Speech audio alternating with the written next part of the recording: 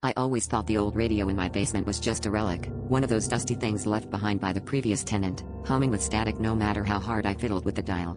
But last week, as I was hunting for my winter boots, I heard something strange. Beneath the hiss and pop, a crisp voice cut through, announcing breaking news. Midnight had just hit. The broadcast detailed the deadly bus crash on Main Street, with names, dates, and a haunting level of detail. But here's the thing, nothing like that had happened. Not yet. Curious and a bit unnerved, I started making a ritual of it, heading downstairs every night at midnight just to see if the radio would talk again. Each time, it did. Each time, a new tragedy. Fires, drownings, even a bizarre animal attack. All described in present tense. At first, I shrugged it off as a prank or leftover signal from some drama program.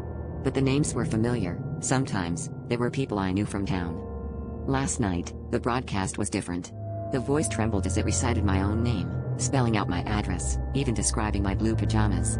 It said I would die in the basement, torn apart by something that had been waiting behind the furnace for years. I laughed it off, but as the sound faded, I realized the static had been replaced by a deep, wet breathing, coming from the darkness just beyond the flickering bulb.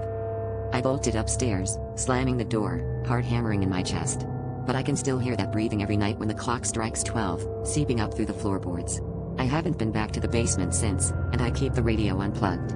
Still, sometimes, I catch whispers of tomorrow's news in the silence, stories I pray will never come true, but deep down, I know they're just waiting for midnight.